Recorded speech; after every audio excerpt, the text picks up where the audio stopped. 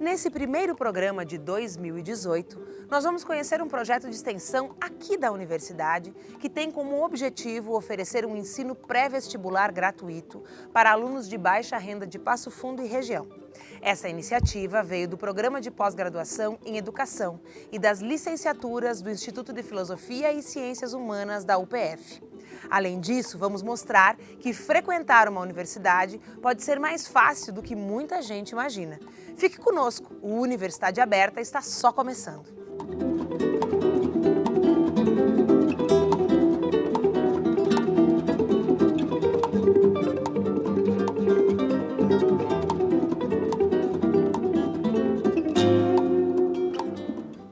O projeto Cursinho Pré-Vestibular UPF, popular e comunitário, visa a promoção de uma educação de qualidade para a população menos favorecida. A preparação desses alunos se dará com aulas teóricas, prezando sobretudo pela humanização dos futuros acadêmicos. E para conversar sobre esse assunto, eu recebo aqui no estúdio uma das coordenadoras do projeto, a professora doutora da Faculdade de Educação, Rosimar Esquinzani. Mas antes disso, confere aí uma reportagem produzida pelo Núcleo Experimental de Jornalismo em parceria com a UPF TV. Sim, eu vou fazer enfermagem na UPF. Pretendo fazer engenharia civil. Pretendo fazer publicidade na UPF. Fazer educação física. Pretendo fazer biologia. Sim, eu vou fazer ciência da computação na UPF. Eles já sabem muito bem o que querem ser, mas para o sonho sair do papel e virar realidade, o nome de cada um deles tem que sair desta lista. Bianca, Emanuele, eu, Gabriel, Guilherme, eu, no listão de aprovados do vestibular. É uma passagem bem complicada, né? De você sair do médio e passar pro superior é bem complexa, assim. A maior dificuldade deles, além de que a gente vê, né, não só na escrita, assim, na parte da informática, na preparação. Quando eles vão para o ensino superior, eles têm que preparar trabalhos, apresentação de trabalhos. A percepção da professora Adilis em sala de aula é comprovada em números. No Enem de 2015, 91% das escolas públicas ficaram abaixo da média. E para sair de uma sala de aula do ensino médio e ir à faculdade, é necessário superar alguns obstáculos que começam ainda aqui dentro, na escola. A fórmula não é fácil de ser resolvida nem para quem está acostumado a solucionar problemas difíceis.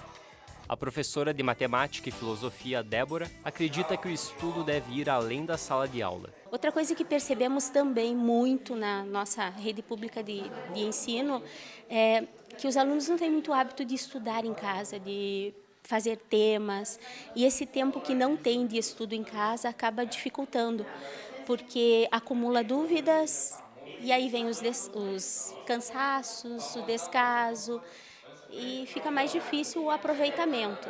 Então eles acabam se empenhando pouco ou dedicando menos tempo, né, com esse objetivo de continuar os estudos e buscar uma profissão. Mas o que eu percebo é que sim, a maioria deles pensa, principalmente quando chega no terceiro ano, em se direcionar a um curso superior e uma formação específica. Diante das dificuldades, os alunos da Escola Mário Quintana encontraram cada um a sua fórmula para aproximar o sonho da realidade. A palavra é preparação. Olha, eu estudei, na moral, eu estudei mesmo. Peguei, baixei a cabeça, entrei no Google, entrei em videoaula, estudei, fiz o que deu. Agora é só esperar para ver o resultado. Daí que nem esse ano eu vou fazer um curso técnico. E daí o ano que vem eu vou tentar fazer de novo vestibular para mim fazer a faculdade. Eu fiz cursinho e daí eu comprei mais umas apostilas de outros cursos para me preparar. E videoaulas também.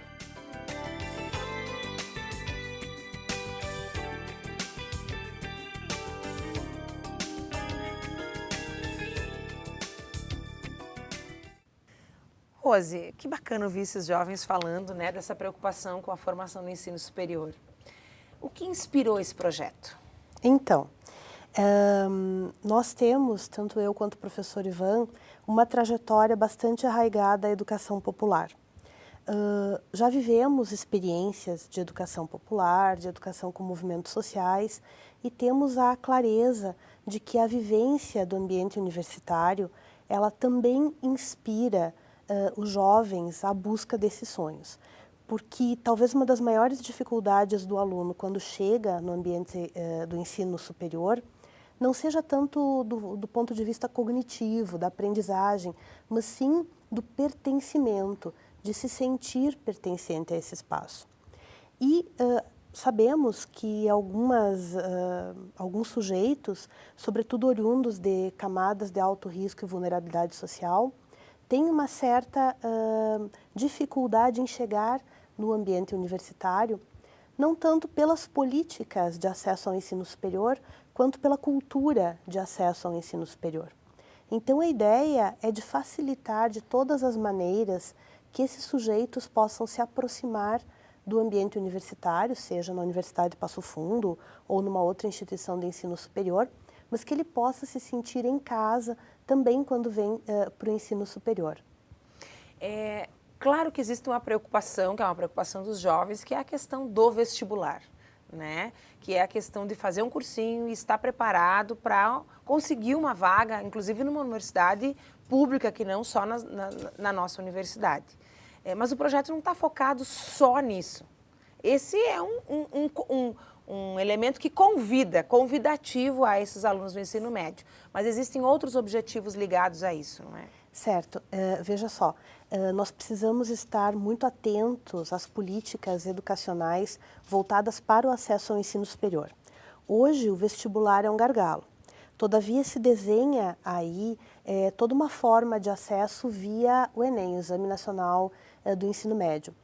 E, além disso, o próprio desempenho do estudante no seu ensino médio pode favorecer a entrada na universidade. Então, nós temos esse chamariz, né, da entrada no ensino superior, mas também temos pensamos em fazer com que esse aluno tenha uma aprendizagem mais ontológica, mais completa, que ele possa se formar não apenas em macetes, em dicas, porque isso é relativamente fácil, como foi falado na reportagem, né? Tem videoaulas, a pessoa pode estudar pela internet. O que nós queremos é uma formação mais ontológica, é formar o sujeito que gostaria e que quer vir para o ensino superior, uma formação mais integral, que ele possa viver esta formação. Não apenas os macetes, as dicas, mas também uma formação do sujeito. Rose, o popular está no nome do projeto, né? Muitas vezes a gente pode entender que o ensino público, ele é popular. Mas a palavra popular aqui, ela tem um outro sentido, um sentido histórico, da própria educação popular. Quando ela nasce e como é que ela se desenvolve no Brasil, em termos inclusive de ensino superior?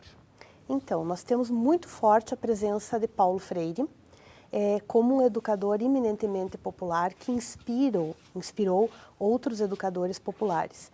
O popular, no nosso sentido, ele não tem uma relação direta com o público estatal, mas o popular, ou com a gratuidade em si. Ou com a gratuidade em si, mas o popular no sentido dos sujeitos que nós desejamos atingir e da proposta de trabalho que nós desejamos desenvolver. Uma proposta voltada para uma formação que permita a este jovem enxergar outras possibilidades de desenvolvimento e de planejamento da sua própria vida. Autonomia, participação, que ele possa se sentir parte, não apenas do ambiente universitário, mas se sentir também protagonista da sua própria vida, muito inspirado nos ensinamentos de Paulo Freire e outros autores. Nós temos ensino superior popular no Brasil hoje, dentro desse pressuposto? Temos algumas iniciativas que recebem o nome de Universidade Popular, mas elas não são necessariamente ensino superior. Há hoje 3 formas de se estabelecerem universidades populares. A Universidade Popular dos Movimentos Sociais, que é apadrinhada pelo Boaventura de Souza Santos, as universidades populares que vêm de iniciativas governamentais e as universidades populares que vêm efetivamente de setores populares. Todas elas têm em comum esse desejo de preparação mais completa deste sujeito da camada popular para um mundo que é globalizado, competitivo, meritocrático, neoliberal, mas que também pode ser um mundo onde esse sujeito vai se desenvolver. e significa então também de transformar esse mundo. Também de transformar.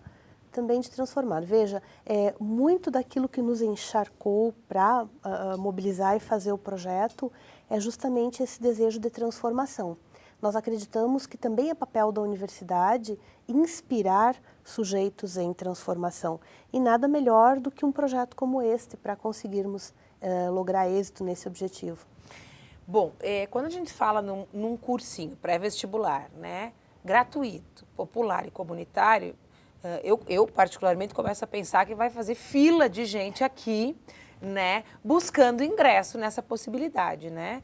Não só pelo cursinho em si, mas por todos esses elementos que tu falou, inclusive pelo fato disso acontecer junto a uma universidade, né, que tem uma infraestrutura, que permite acesso a uma série de questões que talvez nas escolas isso não esteja tão acessível assim. Como é que vocês estão pensando, né? Quem é o público-alvo efetivamente que pensa assim, não, eu posso fazer parte desse projeto mesmo? E como é que vocês estão pensando em organizar isso? Com quantas turmas vocês vão começar? Como é que isso vai acontecer? Então, nós vamos organizar inicialmente uma turma de 30 alunos. O nosso público-alvo, ele é muito claro. É o público-alvo que não cabe em um cursinho privado, por exemplo.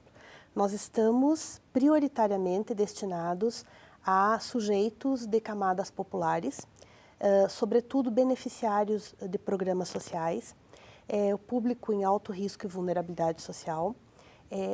Temos algumas preferências em relação a isso pelo perfil do nosso curso, extremamente popular. Então, o sujeito que se encaixa nesse tipo de situação, ele terá prioridade para ingresso nesta primeira turma, inscrição nessa primeira turma de 30 alunos. Vamos desenvolver um trabalho com as lideranças comunitárias, porque através das lideranças comunitárias é que queremos formar essa turma. E, a partir disso, pensamos em iniciar logo na segunda quinzena de março. Nossa, então tá aí, né? Aí. Então quem tá aí pelos bairros da cidade de Passo Fundo, que mora aqui em Passo Fundo e está assistindo ao nosso programa, pode começar a pensar que essa é uma possibilidade. Rosa, eu quero te agradecer a tua presença, porque no próximo bloco nós voltamos com o professor Ivan, que também é um dos coordenadores do projeto. Ok, obrigada. Bem, e agora nós vamos para um rápido intervalo. Mas antes disso, a Verônica vai contar para a gente suas motivações para participar do projeto como voluntária. Eu resolvi participar porque eu achei muito interessante o momento em que você vai poder trazer pessoas que um dia evadiram a escola, que não tiveram oportunidade de retomar os estudos e possivelmente entrar na graduação, por se tratar de um cursinho mais humano, em que a gente vai se preocupar mais com a parte humanizada dos cursinhos e não só conteúdo. Tanto é que vamos ter 3 noites de aulas, 2 noites para ter atividades culturais, para tirar dúvidas. Então, foi isso que me interessou me engajar. E para acrescentar também na minha vida acadêmica. Para mim, é uma oportunidade única, até para me humanizar mais, para me trazer levar a realidade dos alunos, para a gente sair desse círculo fechado que é a universidade, que infelizmente a gente tem como elitizada, para ver que nas periferias tem pessoas bacanas, tem pessoas que querem crescer. Então, isso vai só engrandecer no meu currículo.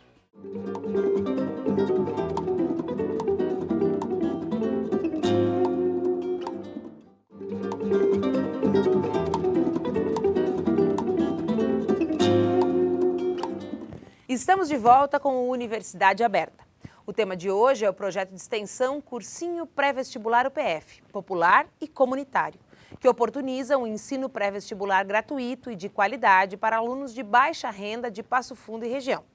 Para continuar a nossa conversa nesse segundo bloco, eu recebo o professor doutor do Instituto de Filosofia e Ciências Humanas da UPF, Ivan Dourado. Mas antes, a gente vai te mostrar algumas das formas de ingresso em uma instituição de ensino superior no Brasil.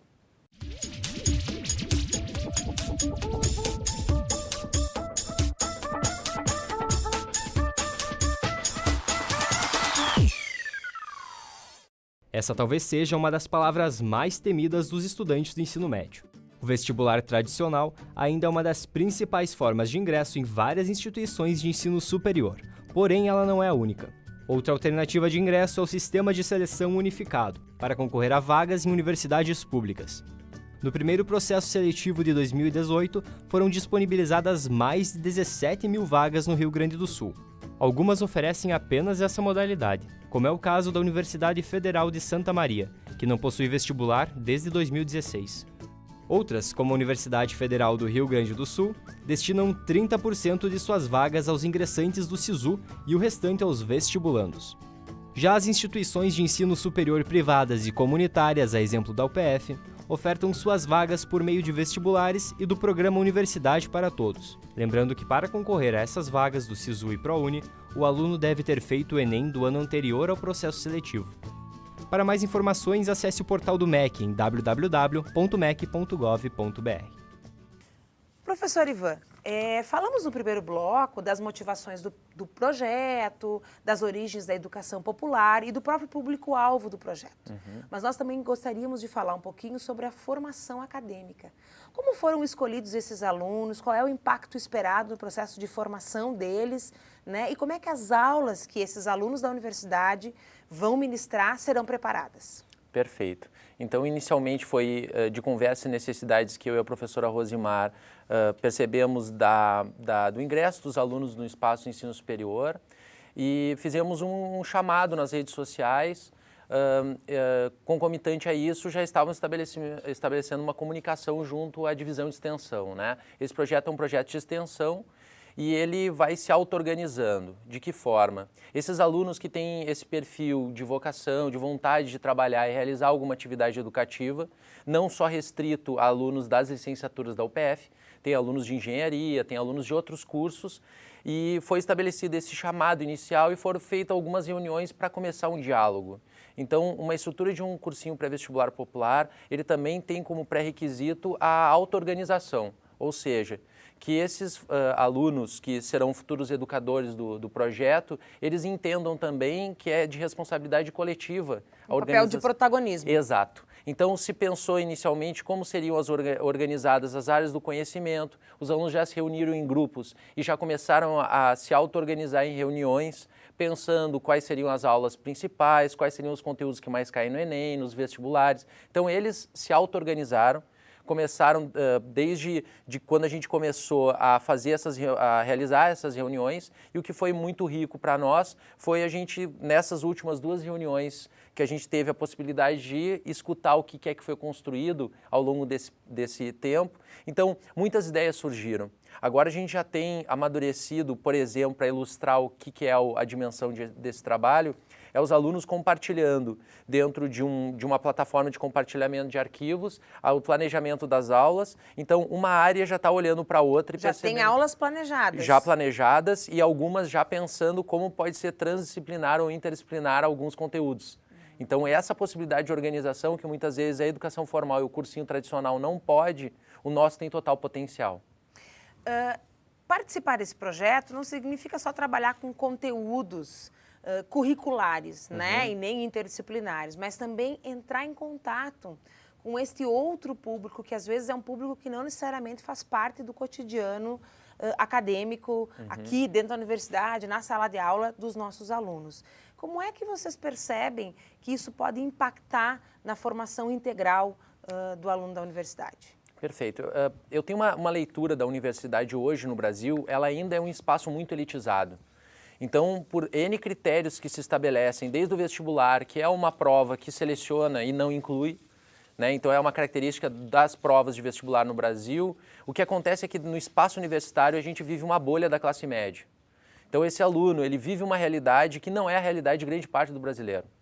Né? Mesmo que ele trabalhe durante o dia, ele ainda tem em casa uma estrutura mínima, tem pai e mãe presente, às vezes algum responsável que trabalha também, dá um mínimo de dignidade para ele ter dinheiro para passagem, para comprar seus livros, seus xerox e tal. Então, o que acontece é que talvez o mais rico desse primeiro contato desses educadores populares, que vão ser os professores do cursinho, com a comunidade que a gente está querendo atingir, é furar essa bolha da classe média. E isso significa o quê? Entrar em contato com outro universo cultural, um outro universo de realidade cotidiana, algo que, por exemplo, quem já é ou já teve a experiência de ser educador em escola pública, muitas vezes tem a possibilidade de furar sua bolha e perceber que, às vezes, alguns alunos não têm passagem nem para ir até o centro da cidade. Os estágios das licenciaturas possibilitam isso. Exato. mas muitas vezes quando, por exemplo, se atua só no ensino médio, a gente já tem uma pré-seleção da própria escola, que grande parte dos alunos que vão conseguindo acessar o ensino médio já são pré-selecionados socialmente, de forma relacionada à etnia, à orientação sexual. Então, muitas questões que socialmente já existe uma peneira social. A nossa ideia é reunir todos esses jovens que não tiveram oportunidade nem condições de pagar um pré-vestibular, oferecer um trabalho de primeira linha, porque, reforçando a questão que tu coloca, os nossos acadêmicos são os diamantes que a gente tem dentro da universidade. É um potencial de capital humano, de mentes pensantes e criativas que ainda não foram construídas dentro de um modelo tradicional. Então a gente tem a possibilidade de inovar sem o que a gente chama muitas vezes do ranço da educação tradicional. Professor Ivan, e tem um outro aspecto que é estar em contato com a realidade desses alunos e levar em consideração essa realidade na hora de pensar aulas, propostas de atividade, como por exemplo aquilo que vocês comentavam comigo antes de iniciarmos o programa, sobre os dias em que as aulas vão acontecer.